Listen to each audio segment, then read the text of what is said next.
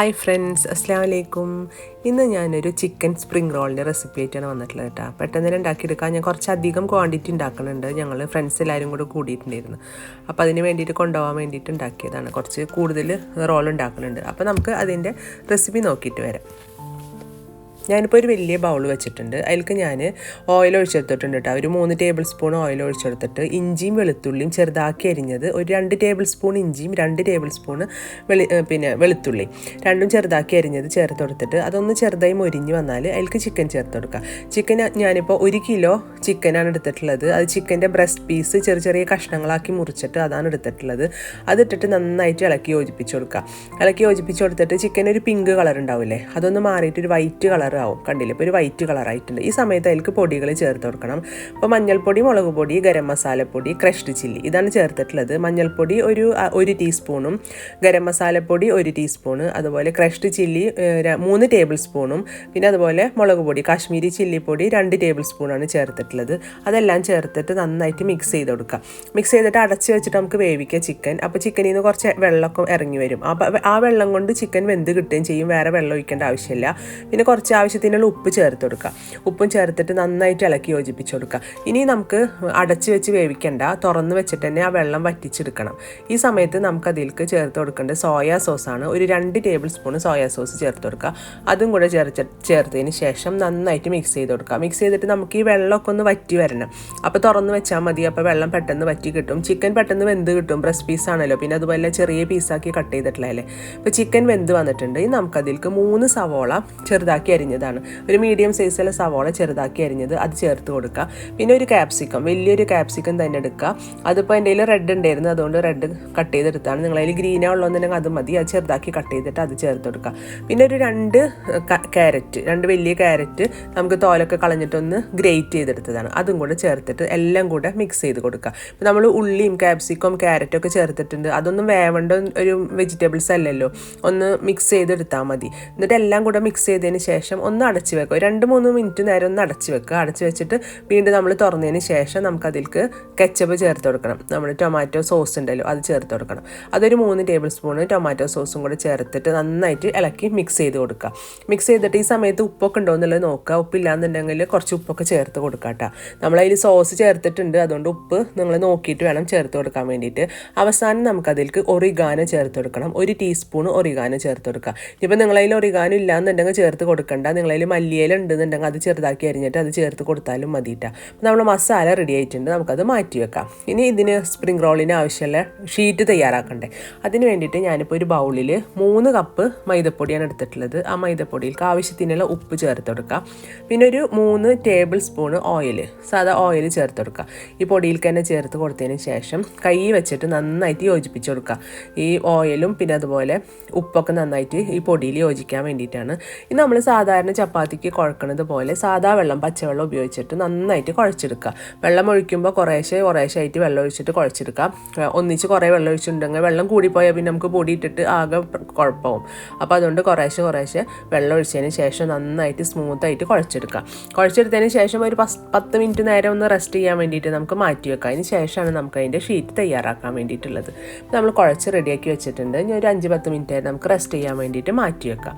മാറ്റി വെച്ചതിന് ശേഷം നമുക്കത് പരത്തിയെടുക്കാം. 5-10 മിനിറ്റ് നേരം കഴിഞ്ഞതിന് ശേഷം ആ ബോൾ എടുത്തിട്ട് ഒരു വലിയ 2 ബോളാക്കിയിട്ട് മാറ്റിയിട്ടുണ്ട്. അതിൽ നിന്ന് ഒരു ഭാഗം എടുത്തിട്ട് അതിൽ ചെറിയ ബോൾസ് ഉണ്ടാക്കിയെടുക്കുക. നമുക്ക് എത്ര ഷീറ്റ് വേണമെന്നുണ്ടെങ്കിൽ അതിൻ്റെ രീതിയിൽ ആക്കിയെടുക്കുക. ബോൾ എടുക്കുമ്പോൾ ചെറിയ ബോൾസ് ഉണ്ടാക്കിയാൽ മതിയിട്ടാ, വലുതുണ്ടാക്കണ്ട. നമുക്കിത് മാറ്റി വെക്കാം. മാറ്റി വെച്ചതിന് ശേഷം അതിൽ നിന്ന് ഒരെണ്ണം എടുത്തിട്ട് നമുക്ക് പരത്താം. ചെറിയതാക്കിയിട്ട് പരത്തിയാൽ മതി, അത്ര വലുതാക്കി പരത്തണ്ട. ചെറുതാക്കി പരത്തിയിട്ട് മാറ്റി വെക്കാം. 2 എണ്ണം പരത്തിയെടുക്കാം. ഇനിയിപ്പോൾ ഒരെണ്ണം കൂടെ പരത്തിയെടുക്കാം. ഒരെണ്ണം കൂടെ പരത്തിയതിന് ശേഷം നമുക്കതിൻ്റെ മേലെ കുറച്ച് ഓയിൽ ബ്രഷ് ചെയ്തിട്ട് കുറച്ച് പൊടി തൂവണം. 2 എണ്ണമായിട്ട് ഒരുമിച്ച് വെക്കണം. ഇപ്പോൾ 2 എണ്ണം പരത്തിയെടുത്തിട്ടുണ്ട്. ഇനി ഒരെണ്ണത്തിൻ്റെ മേലെ കുറച്ച് ഓയിൽ പരത്തി കൊടുക്കാം. ഓയിൽ പരട്ടി കൊടുക്കുക. എല്ലാ ഭാഗത്തേക്കും സ്പ്രെഡ് ആവണ രീതിയിൽ വേണം ഓയിൽ പരട്ടി കൊടുക്കാൻ വേണ്ടിയിട്ടാണ്. ഇനി കുറച്ച് പൊടി വെതറി കൊടുക്കുക. അതിന് മേലെ കുറച്ച് പൊടി വെതറി കൊടുക്കുക. എന്നിട്ട് നമ്മൾ പരത്തി വെച്ചിട്ടുള്ള മറ്റേ പത്തിരി ഉണ്ടല്ലോ, മൈദപ്പത്തിരി, അത് ഇതിൻ്റെ മേലെ വെച്ചെടുക്കുക. ഈ ഓയിൽ തേച്ചതിൻ്റെ മേലെ വെച്ചെടുക്കുക. അപ്പോൾ 2 എണ്ണമായി. ഇനി 2ഉം കൂടി ഒരുമിച്ചിട്ടാണ് നമുക്ക് പരത്തിയെടുക്കേണ്ടത്. ഇതുപോലെ തന്നെ വേറെ ഒരെണ്ണം കൂടി നമുക്ക് റെഡിയാക്കി എടുക്കാം കേട്ടോ. 2 എണ്ണം റെഡിയാക്കി എടുത്തിട്ടുണ്ട്. ഇനി നമുക്കത് വട്ടത്തിൽ വലുതാക്കി പരത്തിയെടുക്കണം. വലുതാക്കി പരത്തിയെടുത്തിട്ടാണ് നമ്മളിത് ചുട്ടെടുക്കുന്നത്. രണ്ടാമത്തതിൻ്റെ മേലെയും ഓയിൽ പരത്തിയതിന് ശേഷം കുറച്ച് പൊടി തൂവിയിട്ട് മറ്റേ ചപ്പാത്തിയും കൂടെ വെച്ചിട്ട് മാറ്റി വെക്കാം. ഇനി നമുക്ക് അതിൽ നിന്ന് ഒരെണ്ണം എടുത്തിട്ട് പൊടി തൂവിയിട്ട് തന്നെ നന്നായിട്ട് വട്ടത്തിൽ പരത്തിയെടുക്കാം. ഇങ്ങനെ ചെയ്യേണ്ടത് എന്താണെന്ന് വെച്ചാൽ നമ്മുടെ ഷീറ്റ് ഉണ്ടല്ലോ, അപ്പോൾ നന്നായിട്ട് കനം കുറഞ്ഞിട്ട് കിട്ടുകയും ചെയ്യും.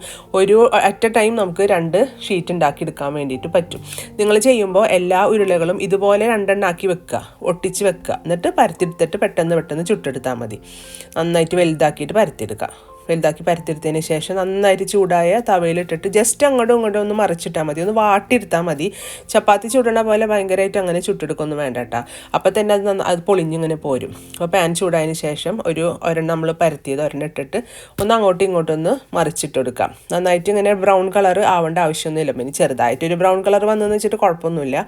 അപ്പോൾ അങ്ങോട്ടും ഇങ്ങോട്ടും ഒന്ന് മറിച്ചിടുക. അപ്പോൾ ഒന്ന് വാടിക്കിട്ടും, ഈ നമ്മളെ ദോശ ഒന്ന് വാടിക്കിട്ടും, ഷീറ്റ് ഒന്ന് വാടിക്കിട്ടും. ആ വാടിക്കിട്ടുമ്പോൾ നമ്മൾ 2 എണ്ണാക്കിയിട്ടല്ലേ ഒട്ടിച്ച് വെച്ചിട്ടുള്ളത്. അപ്പോൾ നമുക്ക് കൈകൊണ്ട് തന്നെ ചൂടോട് കൂടിയിട്ട് തന്നെ കൈകൊണ്ട് തന്നെ പറിച്ചെടുത്താൽ നമുക്കത് പെട്ടെന്ന് തന്നെ അതിൻ്റെ ഉള്ളിൽ നിന്ന് പോന്ന് കിട്ടും. ഇപ്പോൾ രണ്ടാമത്തതും ഞാൻ അതുപോലെ തന്നെ ചുട്ടെടുക്കുന്നുണ്ട്. അങ്ങോട്ടും ഇങ്ങോട്ടും ഒന്ന് മറിച്ചിട്ടതിന് ശേഷം നമുക്കത് കൗണ്ടർ ടോപ്പിൽ ഇട്ടിട്ട് നമുക്കത് ഷീറ്റ് ഇങ്ങനെ പറിച്ചെടുക്കാം. നമ്മൾ ഇപ്പോൾ തന്നെ അത് കാണാൻ പറ്റും, കണ്ടില്ലേ, അത് പറഞ്ഞിങ്ങനെ പോരും. അത് ഇനിയിപ്പോൾ അത് ഞാൻ ചുട്ടിട്ട് മാറ്റി വെച്ചിട്ടുണ്ട്. നമുക്ക് അതിൽ നിന്ന് എടുത്ത് മാറ്റാം.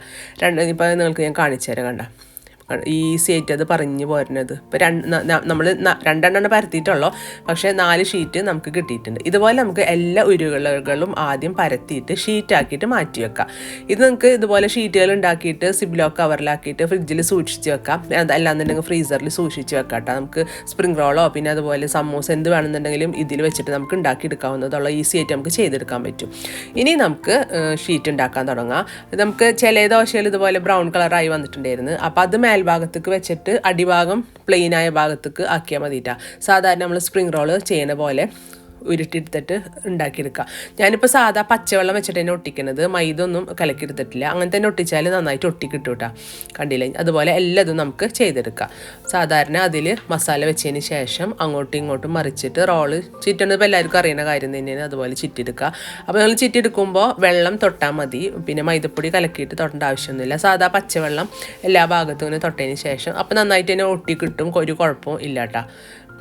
കണ്ടില്ലേ, വെള്ളം തൊട്ടതിന് ശേഷമാണ് ഞാൻ ചെയ്യുന്നത്. നിങ്ങൾക്ക് അഥവാ പേടിയുണ്ട് ഒട്ടില്ല എന്നുണ്ടെങ്കിൽ മൈദപ്പൊടി കലക്കിയിട്ട് അങ്ങനെ ചെയ്തെടുത്താലും മതിയിട്ടാ, കുഴപ്പമില്ല.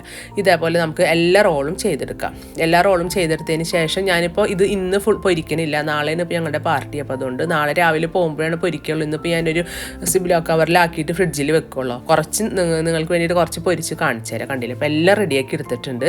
ഇനി നമുക്ക് ഇതിൽ നിന്ന് കുറച്ച് നമുക്കിപ്പോൾ പൊരിച്ചെടുക്കാം. ബാക്കിയുള്ളത് ഒരു സിബ്ലോക്ക് കവറിലാക്കിയിട്ട് ഫ്രിഡ്ജിൽ സൂക്ഷിച്ച് വെക്കാം. ഇതിപ്പോൾ നാളെ കൊണ്ട് ഞാൻ ഫ്രിഡ്ജിലാണ് വെക്കണത്. നിങ്ങൾക്കിത് സ്റ്റോർ ചെയ്യണമെന്നുണ്ടെങ്കിൽ ഇതുപോലെ വെച്ചിട്ട് ഫ്രീസറിൽ സൂക്ഷിച്ച് വെച്ചാൽ മതി. അപ്പോൾ നിങ്ങൾക്ക് ഒരാഴ്ച വരെ നമുക്കത് കേടുകൂടാതെ നമുക്ക് ഇരിക്കും. അപ്പോൾ നന്നായി ചൂടായ എണ്ണയിൽ നമുക്കിത് ഫ്രൈ ചെയ്തിട്ട് അങ്ങോട്ടും ഇങ്ങോട്ടൊക്കെ മറിച്ചിട്ടിട്ട് നല്ല ബ്രൗൺ കളർ ആവുന്നത് വരെ നമുക്ക് ഫ്രൈ ചെയ്തിട്ട് കോരി മാറ്റാം. നല്ല ടേസ്റ്റാണ്, അധികം പണിയില്ല. ശരിക്കും പറഞ്ഞിട്ടുണ്ടെങ്കിൽ ഉള്ളി കുറേ വഴറ്റിയെടുക്കുക അങ്ങനത്തെ കാര്യങ്ങളൊന്നുമില്ല. മസാല ഉണ്ടാക്കാൻ പെട്ടെന്ന് നമുക്ക് റെഡിയാക്കി എടുക്കാൻ വേണ്ടിയിട്ട് പറ്റും. നല്ല ടേസ്റ്റുമാണ്. അപ്പോൾ നിങ്ങളെല്ലാവരും ഈ രീതിയിലൊന്ന് സ്പ്രിംഗ് റോൾ ഉണ്ടാക്കിയിട്ട് ഒന്ന് ഫീഡ്ബാക്ക് അറിയിക്കണം. പിന്നെ അതുപോലെ നിങ്ങൾ എൻ്റെ ചാനൽ സബ്സ്ക്രൈബ് ചെയ്യുക, ലൈക്ക് ചെയ്യുക, ഷെയർ ചെയ്യുക ഒന്നും ചെയ്യാൻ മറക്കരുത്. നിങ്ങൾക്ക് ഈ റെസിപ്പി ഇഷ്ടമാകുന്നുണ്ടെങ്കിൽ ഫ്രണ്ട്സിനും റിലേറ്റീവ്സിനൊക്കെ ഒന്ന് ഷെയർ ചെയ്തിട്ട് എന്നെ ഒന്ന് സപ്പോർട്ട് ചെയ്യണം.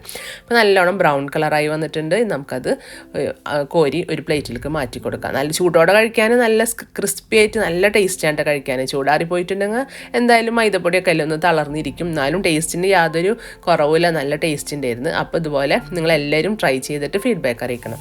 ഞാനിപ്പോൾ കുറച്ചെണ്ണം മാത്രം പൊരിച്ചിട്ടുള്ളൂ, ബാക്കിയുള്ളത് എടുത്തിട്ട് ഫ്രീസറിലല്ല ഫ്രിഡ്ജിലാണ് സൂക്ഷിച്ചിട്ടുള്ളത്. നാളെ തന്നെ എടുക്കുന്നതുകൊണ്ട് ഫ്രിഡ്ജിൽ വെച്ചാൽ മതി, ഫ്രീസറിൽ വെക്കേണ്ട ആവശ്യമില്ല.